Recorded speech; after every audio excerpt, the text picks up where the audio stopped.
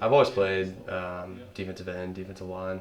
You probably take the most hits every single play. They might not be the biggest, but you're definitely making contact with someone every play. I've only had one diagnosed concussion. That was in high school.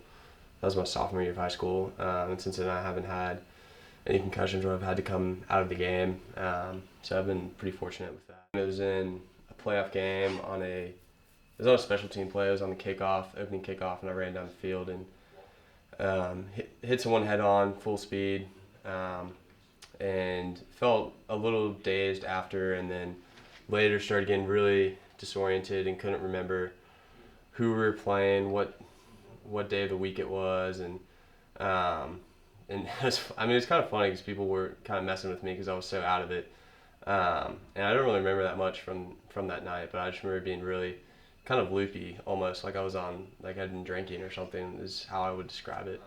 Immediately after, I felt great. Like I was just enjoying and laughing and being kind of silly. And then the next day, I woke up and felt fine. And then I think I played the next game. I played like a week after that. So I sat out for like a few days and then practiced after that and felt fine. So it wasn't really like a serious thing where I was out for like a month. So it's kind of a scary thing, especially like when you see people not really acting like themselves. It is kind of a very serious thing, I think. I actually did a project last semester in an engineering class on concussion. So I've done like a fair amount of research and studied it, and I think it's all very interesting. One of the most interesting things I've heard was a guy saying, when you play football, you expect that you might injure your knee, you might injure your back, your neck, your arm, break your arm or something, but you don't really expect to have psychological effects on you. So I think that's the most radical thing about all these findings is, playing football can not only hurt you physically, it can damage you mentally.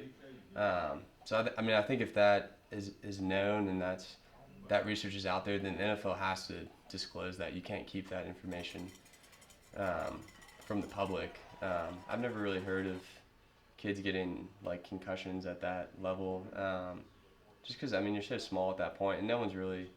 It's not very physical. I think if you did, wait a little bit to start until like middle school, maybe. I don't really think that would affect how you were as a player in high school and college.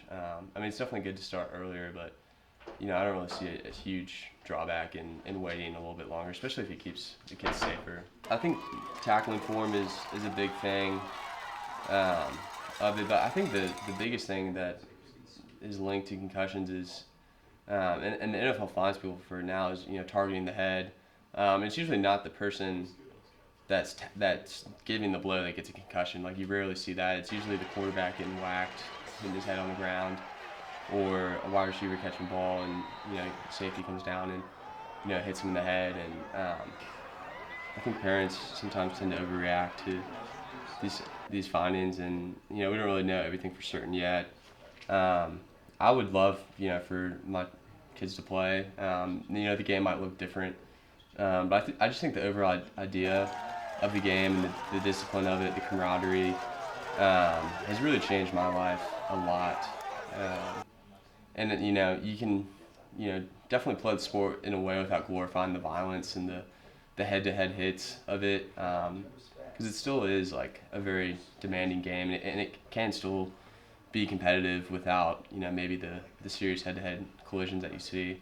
Maybe the game will be different in a few years, but if it's still around, I would definitely want my kids to play.